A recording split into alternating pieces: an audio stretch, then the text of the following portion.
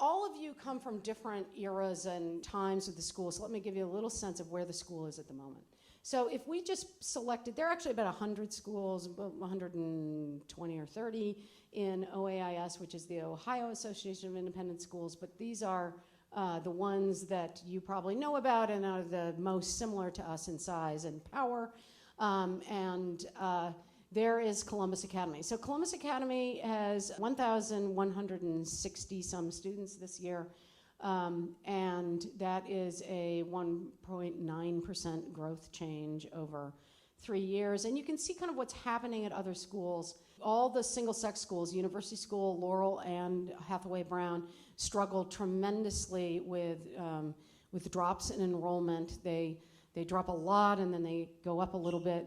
And the same for Columbus School for girls. And a lot of that comes from kind of the historic nature of single-sex schools, and that co-ed schools are increasingly able to educate girls and boys well. And so therefore, it becomes a harder sell. And I can talk a little bit about that. But schools that are small, Laurel is on the small side, are finding it very hard to grow.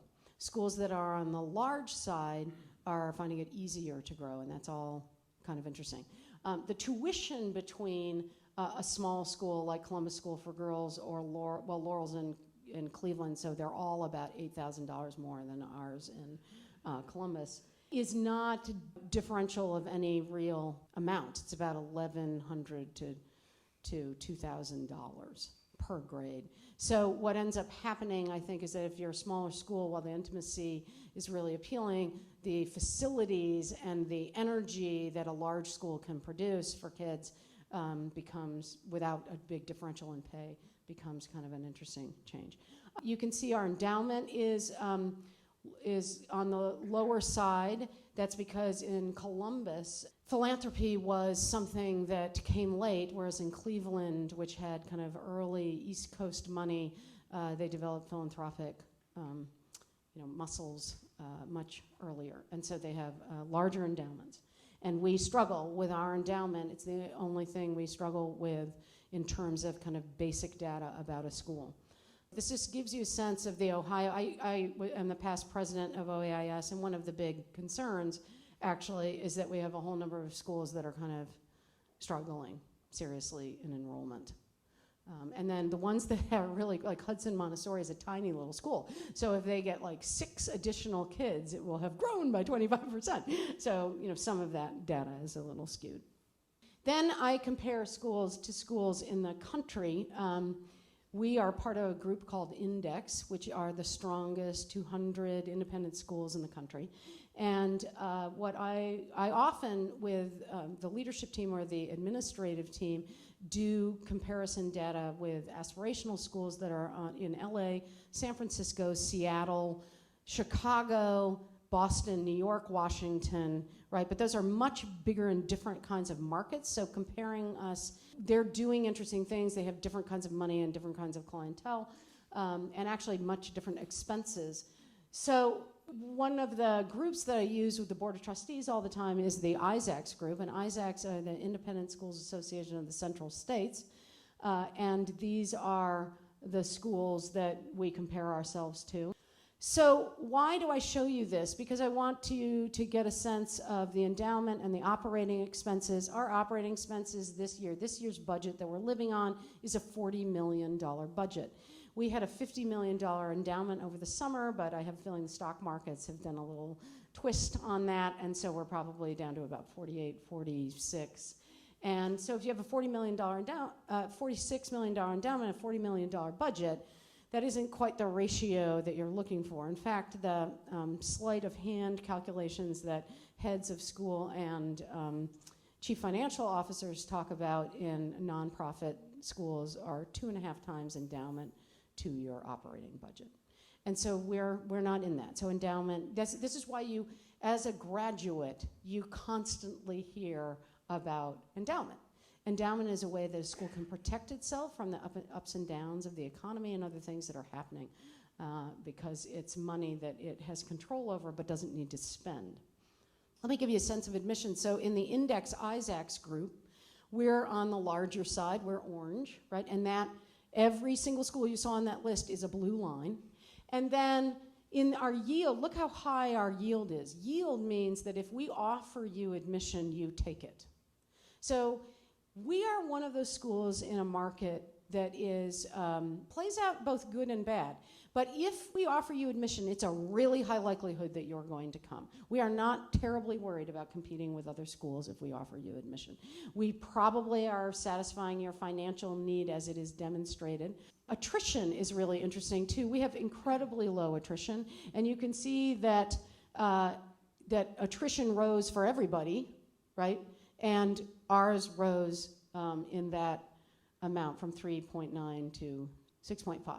Attrition generally in school, a school this size and in Columbus is families who move away to advance a career, and they usually have a number of students here, so they have 2 to 3 to 4 students in their family in our school, and then they all go away, and it impacts our attrition. Our attrition is very, very low. Sometimes it's students that we ask to leave, but that is just not a high number. Schools these days, almost all schools, they're just not in that game of you can't cut it, you can't be here.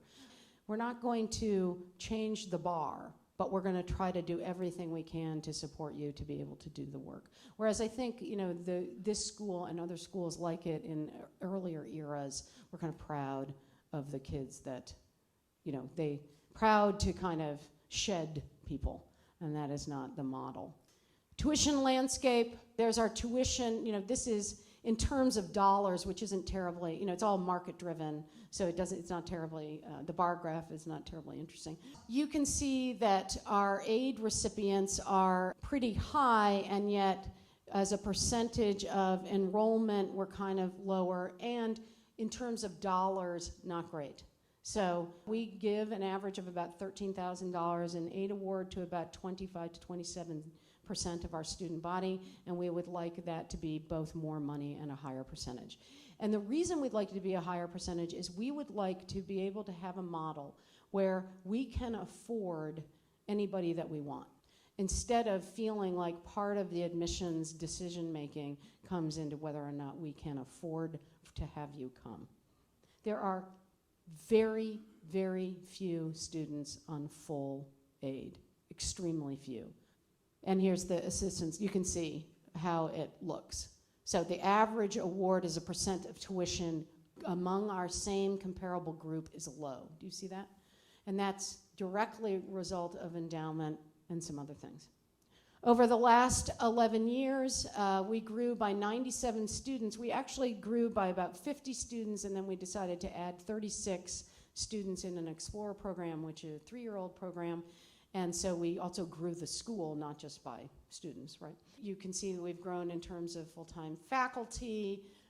We've grown in terms of PhDs. Those change all the time. People either retire with PhDs or they get PhDs. We help fund some, not a lot, but some coursework for PhDs, higher group of people with master's degrees. We have, among all Ohio schools, we have the highest number of faculty with the most years of experience.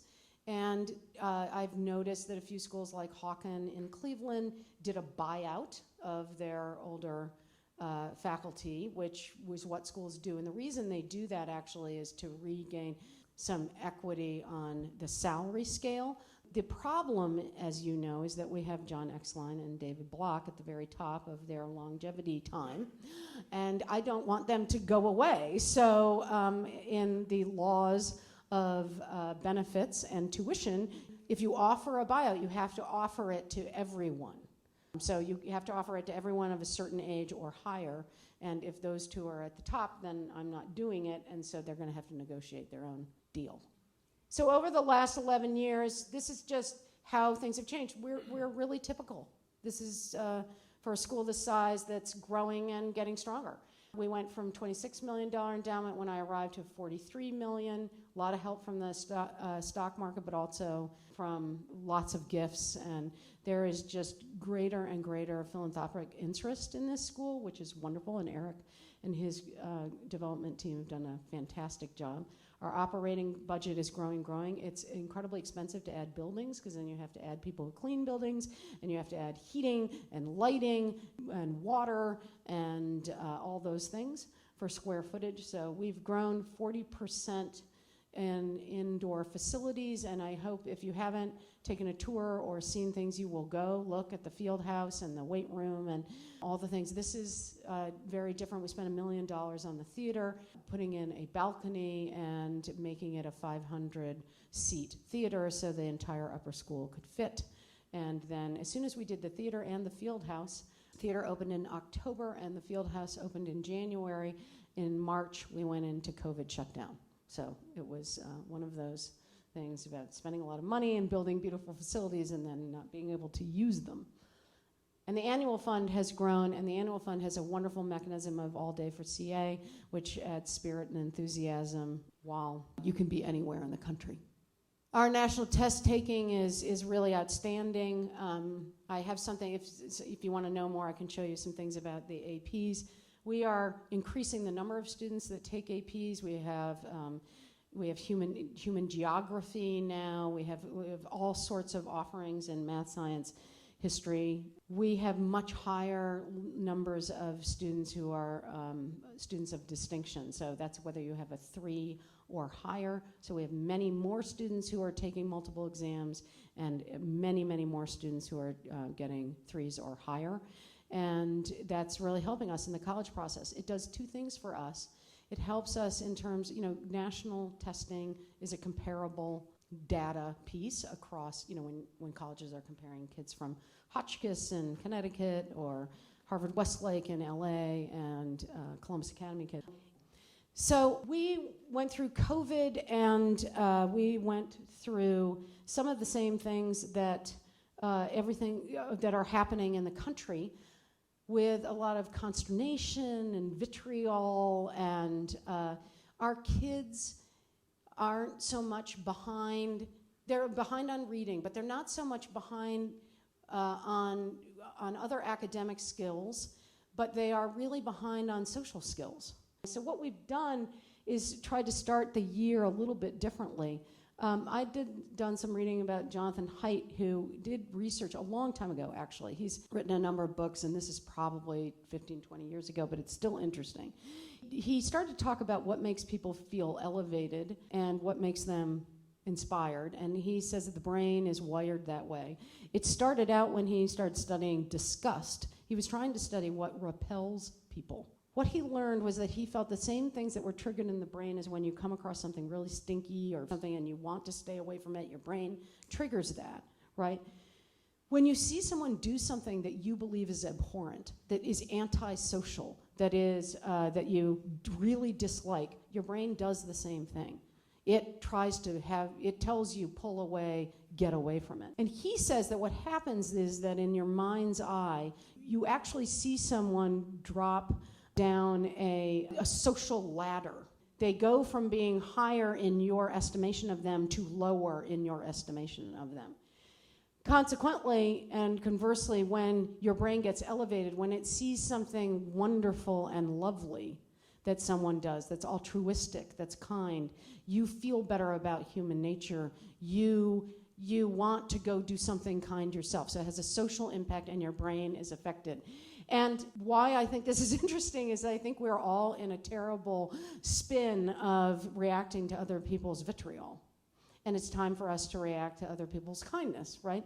And as a school, schools have always been those kind of sanctuaries where the behaviors that we care most about are always happening or are the thing that the school promotes, right? Kindness, honesty, compassion, it's all on our, right?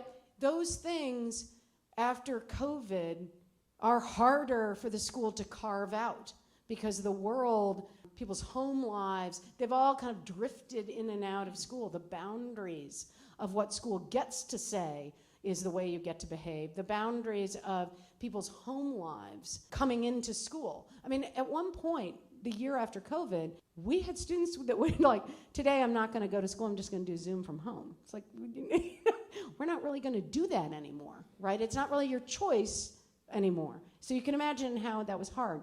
So we really need to focus on this as a school, and frankly, all schools do. And I will say often, I mean, there are many parents and trustees and hear me say, we're school. School's different. You know, school cares about how you feel about things, and we care about, you know, whether you treat people kindly. We are not the rough and tumble world that has cared less about that lately. We care about it, and it matters.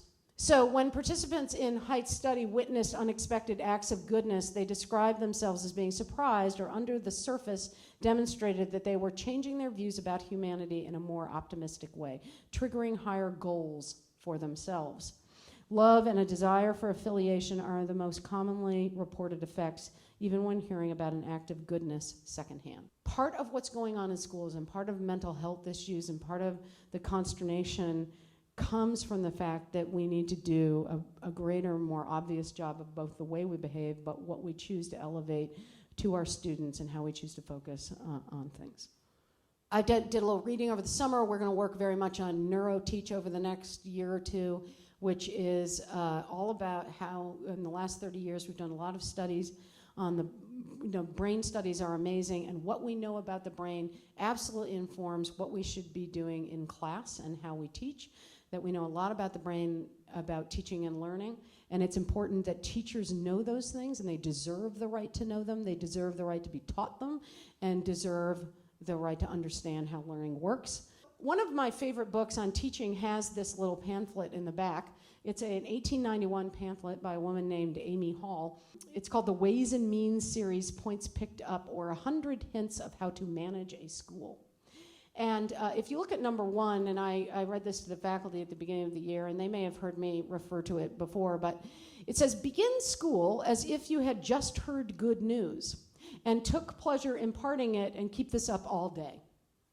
Which I think a lot of our faculty do. They kind of like decide, you know what, we're just going to start the day as though it was as though we've heard good news. So it's very interesting kind of truisms about school, and some of them are awful and outdated, and some of them are right on.